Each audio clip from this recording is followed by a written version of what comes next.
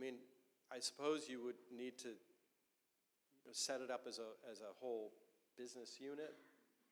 I mean, I would be just putting on the business hat, how can I actually run this as if it was a corporate entity that's doing good? And I don't mean impact investment. I mean, I'm actually talking about just making a buck by doing something good.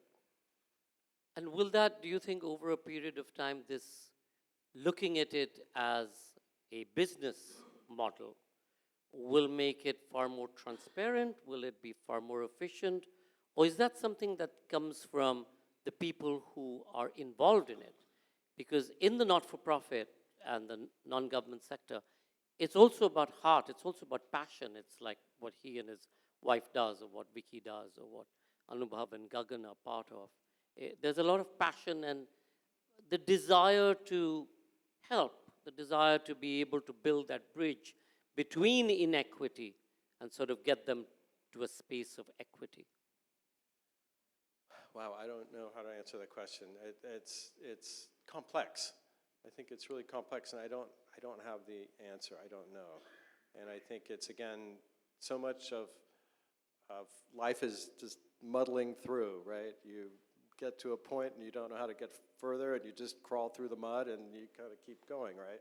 And then all of a sudden you come out and the sun's shining and things are working out again. So I don't know. What do you think? I think you may have a better perspective on it than I. You know, what we've seen or experienced over the last, 35, 40 years that one has been involved in this particular aspect is that it doesn't matter, at one level, it doesn't matter what other people think or don't think or whether there's trust or not. You have to just, as you said, crawl through the mud, barrel on. And the result is really the changes that you see, the generational changes, the folks like Vicky or so many of his colleagues, they're the proof of the pudding in many ways. And if they make it, even if one person of 100 who you've reached out to and tried to help can make it, well, you've changed not just a life. Today, Vicky's married, he has a home, he's supported his family. So you're looking at creating ecosystems which are very different. So we forget, and as you said in the beginning, when we help a person, you know, they play it on, and then you help, or they help people, and those people help other people, and you're creating a systemic change that we've seen in India for many different reasons, not just one. But it's, as you said, it is complex, and we've been struggling with this because in India, as in America and much of the world, there has been this pushback against the not-for-profit and the NGO sector because people look at it suspiciously. They don't see that necessarily translating into votes or necessarily translating into support for a particular point of view. But let me pivot, and I'm going to open it up to all of you for questions in a bit. But let me pivot. You know, we walked in and we saw this beautiful Maybach standing right there under the banyan tree. Both the banyan tree and the Maybach have history.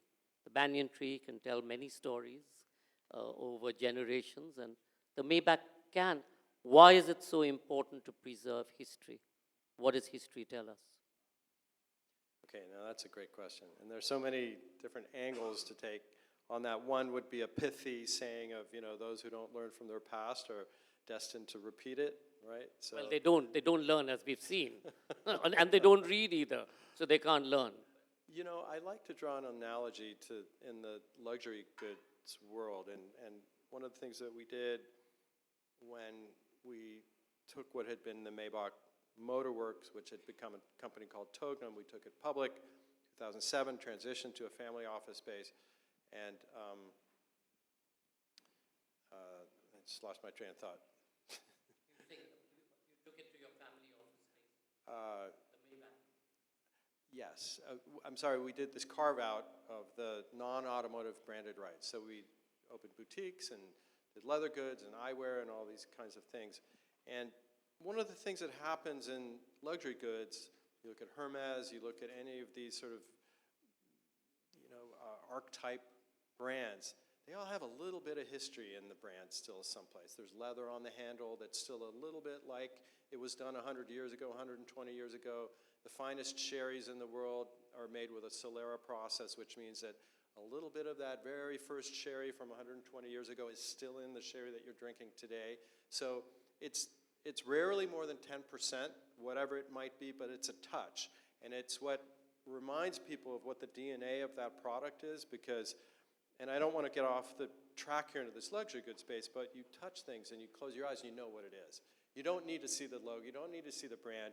You feel the stitching, you feel the leather, and when you're accustomed to these things, you know that somebody actually took their time and it's handcrafted and it's made in a way. And so I think that's a very practical sort of for-profit application. I think also when you think about your children and passing on your values to them, how else are you going to do it aside from maybe stories from your past? I can still, my grandfather, through my mother, used to say, trees grow of all different sizes, but none of them grow into heaven, right? So, or he'd say he had a very serious work ethic. So there was sort of this piety and sort of a work ethic that I actually struggle with, because I don't think it's actually that great. So I'm trying to cast off this sort of Southern German pious feeling as I'll go, you should put your head down and do your work, which is really un-American, I should say. You should actually be proud of what you do and move forward and not, you don't always need to be that humble. I think having humility is one thing, but there's nothing wrong for standing up for what you do and what you believe in. And we see, in the political situation that we have in the United States, and we're not going to pursue this conversation, here's a guy who just stands up and he just says whatever is on his mind, and say what you want about this guy. There's a certain strength to it. There's a certain strength that has gotten almost the impossible done, right? And I think the rest of us can all learn something from that. And so when you talk about NGOs, we're going to stand up and you're going to say, we're going to do some good, and I'm not embarrassed to say it. And you can tell me that I'm out of vogue and that I'm out of fashion, but you know what? This is what I believe in, and this is what I'm going to do. And it's going to come around again. And then there you are. You won't be a Cicero, so to speak, who's changed their mind.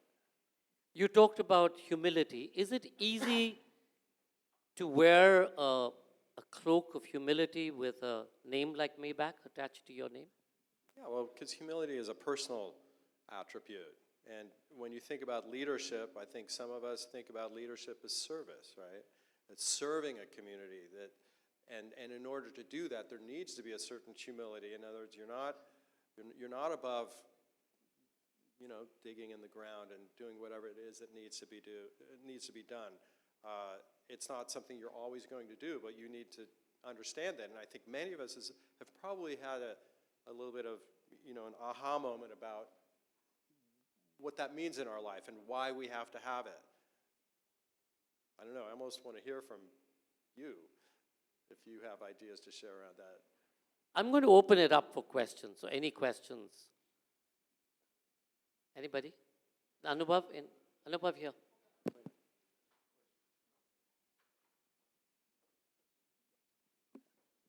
This is for Uli.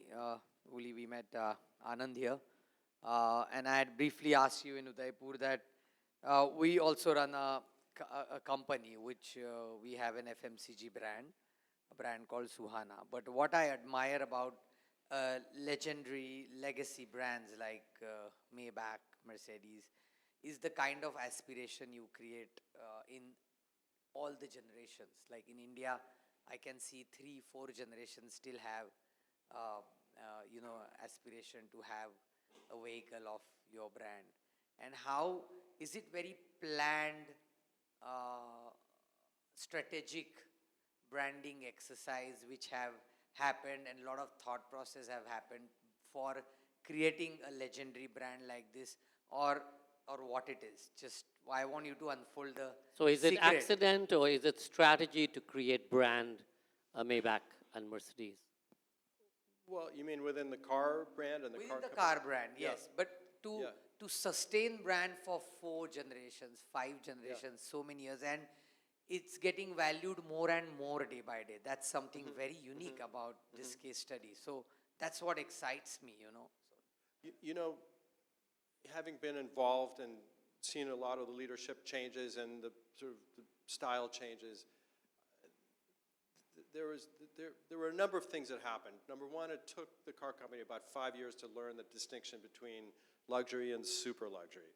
I mean, super luxury is something that exists in the realm of art, where the actual components and the combination of the components add up to a certain value, but the value of the end product is considerably higher than that, simply because the goodwill and everything that's put into that. You know, Mercedes certainly has a lot of very, very smart people working there. What they're not good at is being a portfolio company, okay? And the first Maybach car that came out in 2002, which had a 10-year run, the 57 and the 62, was a standalone Maybach, okay?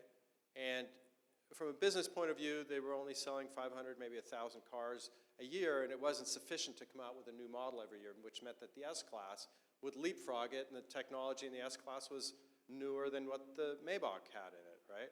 And so, so the Maybach became a little bit of a kind of a stranded piece, and it wasn't until the car company twilighted Maybach in 2012, realizing that they couldn't run Mercedes and Maybach and Smart, because like I said, they're not portfolio. They're not like VW. They can run Audi and VW and now Porsche and all these different brands. They're Mercedes. That's it. It's one thing, and it just represents one thing and one meaning. And so what they did is they put Mercedes Maybach under the Mercedes brand to stand for exclusivity and individualization, really reaching back to the heritage values of the brand. And then AMG stands for performance. And so you have these two ultra luxury pieces. One is individualization, and the other one is performance. And that was a really smart move. And it's a single car company that's doing that. So if you think about, you know, strategy, yes, that was a strategy, and it was a good strategy. And now we're seeing also more limited edition vehicles coming out, which even more separates, you know, the story from a car. It's becoming less and less of a car, becoming more of a true collector's item, becoming more of a piece of art in a way, and that's something that I really welcome. It's smart, it really serves the community, and they're doing electric vehicles and everything else. So I hope that answers your question.